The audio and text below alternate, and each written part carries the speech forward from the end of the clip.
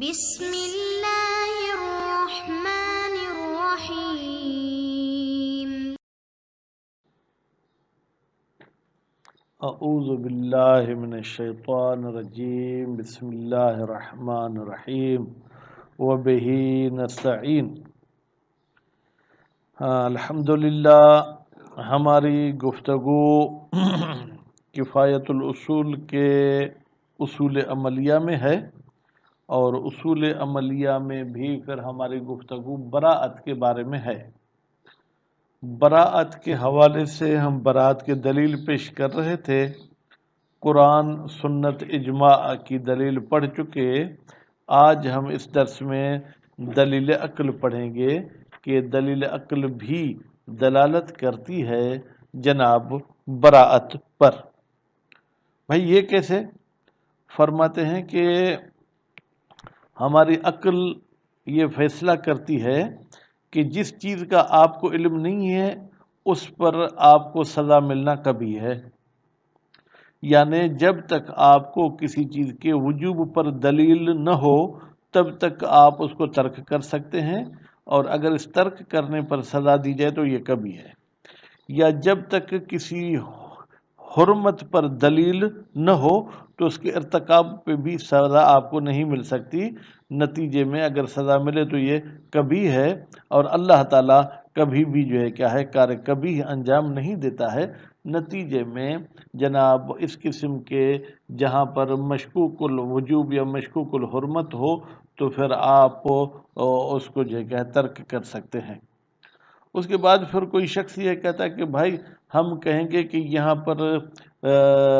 اگر واجب مشکوک کو بھی ترک کریں تو ضرر کا احتمال ہے، اگر مشکوک الحرمت کو انجام دیں تو بھی ضرر کا احتمال ہے، اور جو ہے کیا ہے ضرر سے خود کو بچانا ضروری ہے۔ نتیجے میں محتمل الوجوب کو انجام دینا چاہیے، محتمل الحرمت کو ترک کرنا چاہیے۔ فرماتے ہیں کہ یہ جو آپ ضرر کریں، کون سا ضرر؟ ضرر شرعی، اخروی یا دنیاوی؟ اگر اخروی کہتے ہیں تو یہ اتنے ہم نے دلیل پیش کی ہے کہ بھائی ہم بری و ذمہ ہیں، آخرت میں ہمیں عذاب نہیں ہوگا۔ اور اگر آپ ضرر دنیاوی کہتے ہیں، ایک تو اس کا ہونا مشکل ہے، اور دوسری بات یہ کہ فرض کرے اگر ضرر دنیاوی بھی ہو تو ہر جگہ پر ضرر دنیاوی سے بچنا واجب نہیں ہے۔ نتیجے میں احتیاط کی کوئی گنجائش، کوئی ضرورت نہیں ہے، بلکہ ہم براءت جاری کر کے محتمل الوجوب کو ترک کر سکتے ہیں اور محتمل الحرمت کو انجام دے سکتے ہیں۔ پھر آخر میں فرماتے ہیں فتأمل، آپ اس میں غور اور فکر کریں۔ تو ابھی ہم عبارت عقل، لیکن عقل یعنی دلیل عقلی براءت پر، فإنہ بتحقیق عقل قد استقل، یہ مستقل ہے، بقبح العقوبت، کہ کبھی ہے جناب عقاب کرنا، سزا دینا، والمؤاخذت، اور پکڑ کرنا اور محاسبہ کرنا، علی مخالفت تکلیف المجہول، کہ بھئی تکلیف مجہول کی مخالفت پر، کہ عقاب ٹھیک نہیں ہے۔ عقاب ٹھیک نہیں ہے کا مطلب یعنی اس کو انجام دینا ضروری نہیں، تو یہ وہی براءت ہو گئی۔ البتہ بعد الفحص والیأس، آپ کو جانچ پڑتال بھی کرنی ہوگی کہ کہیں کوئی دلیل تو نہیں ہے اس تکلیف پر، اور پھر جب آپ مایوس ہو جائیں گے ان ظفر، کامیابی سے، کس چیز کی کامیابی؟ بما کان حجتاً علیہ، اس دلیل سے جو حجت ہو سکے علیہ، اس جو ہے جناب مجہول، تکلیف مجہول پر، فإنہما، بالتحقیق یہ عقوبت اور مؤاخذہ، بدونہا، بغیر حجت کے، یعنی کوئی دلیل نہیں پھر بھی ہمارا مؤاخذہ ہو، ہمیں سزا ملے، عقاب بلا بیان، یہ ایک سزا ہے جس سزا کو اللہ تعالیٰ نے بیان نہیں کیا، اور یہ مؤاخذہ ہے بلا برہان، بغیر کسی دلیل کے، وہ ہما، اور یہ دونوں یعنی عقوبت ٹھیک ہے بلا بیان اور مؤاخذہ بلا برہان، دونوں کبھی ہیں، بشہادت الوجدان، کہتے ہیں یہ ہمارا وجدان، ہمارا ضمیر کہتا ہے کہ جب ہم عام لوگ بغیر بیان کے بغیر اطلاع کے کسی کو سزا نہیں دے سکتے تو خدا بطر کے اولا کوئی سزا نہیں دے گا، یعنی پھر اس محتمل تکلیف کو انجام دینا ضروری نہیں، یعنی ہم بری ذمہ ہیں۔ ولا یخفا، فرماتے مخفی نہیں ہے، انہو مع استقلال ہی بذالک، بتحقیق شان یہ ہے جب عقل مستقل ہے بذالک کہ عقاب بلا بیان اور مواخذہ بلا برہان ٹھیک نہیں ہے، یہ کبھی ہیں، تو پھر لا احتمال لضرر العقوبت، کوئی احتمال نہیں ہے کہ شاید یہاں عقوبت کا ضرر ہو فی مخالفت ہی، اگر ہم اس تکلیف مجہول کی مخالفت کریں، فلا یکونو مجال، تو نتیجے میں کوئی گنجائش نہیں ہے، ہاں ہونا یہاں پر، کہاں پر؟ مجہول تکلیف میں، لقاعدت وجوب دفع ضرر، ہم کہیں کہ بھائی وہ قاعدہ جاری کریں گے کہ واجب اور ضروری ہے کہ ہم ضرر محتمل کو دفع کریں، کہ یتوہم، تاکہ پھر یہ توہم کیا جائے کہ انہا یہ قاعدہ تکون بیانن، گویا کہ یہ بیان ہے کس کے لیے؟ عقاب کے لیے۔ بھائی ہم کہتے ہیں اس قاعدے کی نوبت ہی نہیں پہنچتی، پہلے سے ہی ہم کہتے ہیں کہ عقل کے مطابق مجہول تکلیف کو انجام دینے میں کوئی ضرر نہیں ہے۔ کما انہو،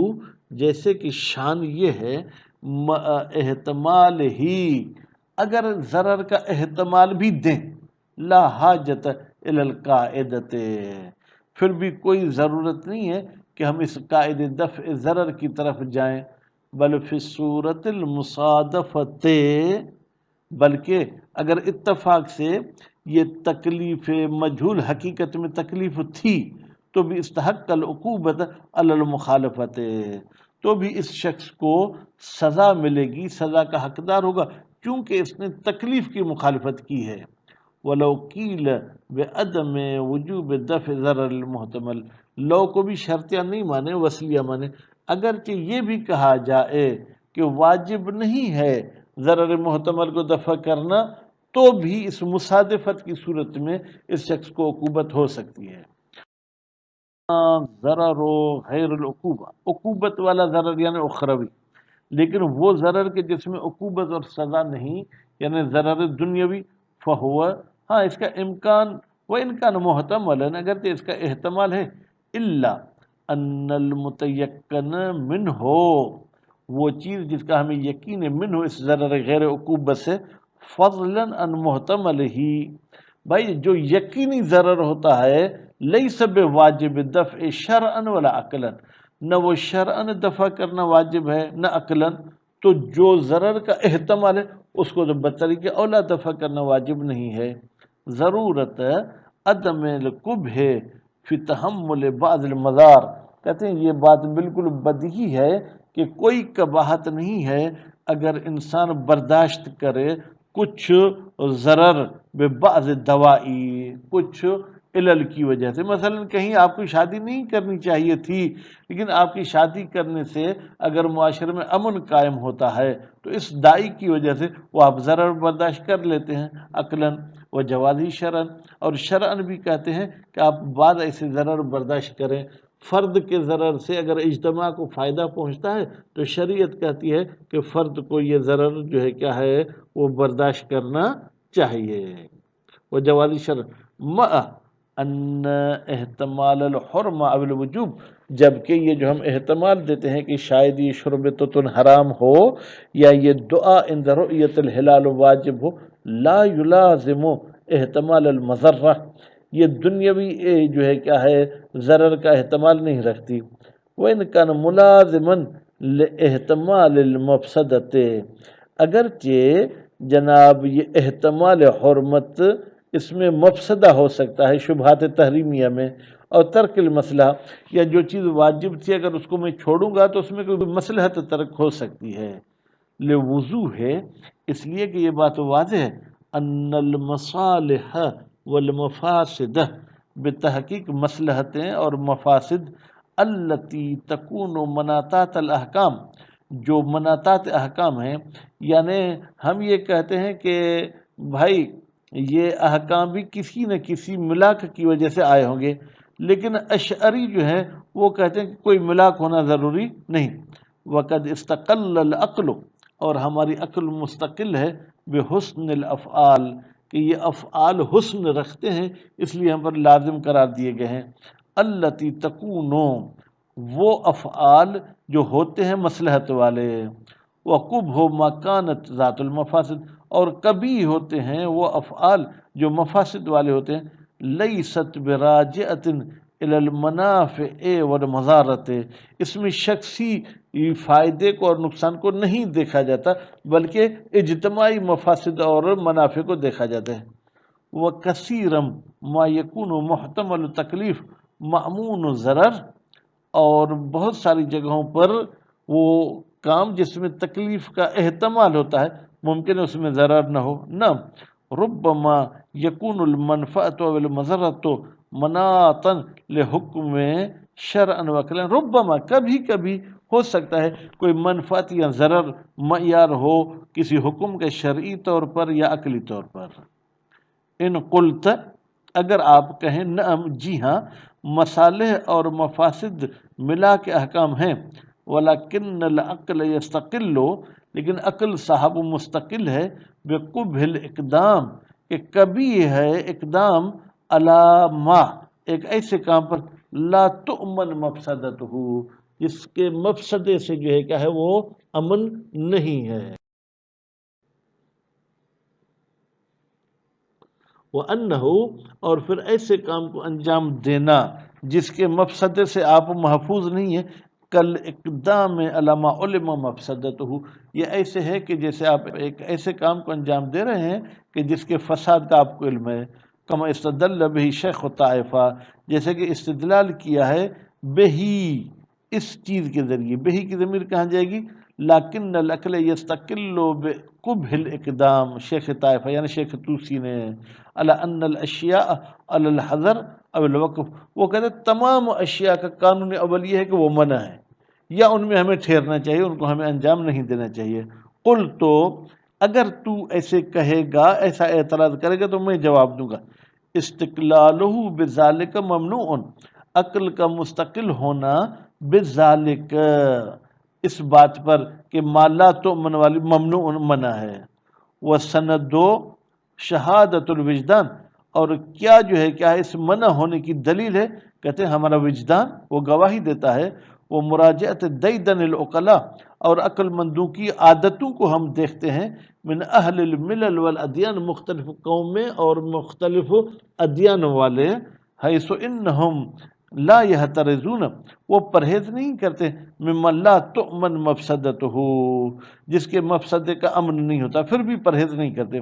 ولا یعاملون، اور وہ معاملہ نہیں کرتے، معہو کی ضمیر کہاں جائے کہ ممن لا تؤمن، معاملۃ ما علم مفسدتہ،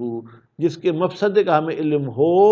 احتمالی مفسدہ اس کے ساتھ جو ہے کیا ہے نہیں ملاتے۔ کیف، یہ کیسے ہو سکتا ہے کہ لا تؤمن مفسدتہ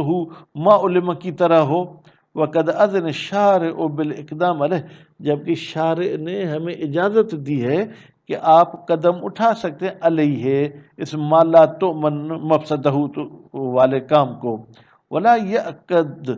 یکاد یاذن، اور کبھی بھی شارع اذن نہیں دے گا بارتکاب القبیح، جس کام کے قبح کا ہمیں علم ہو کہ تم اس کے مرتکب ہو سکو۔ فتأمل، تو پھر آپ اس پہ غور کریں کہ آپ ان دونوں چیزوں کو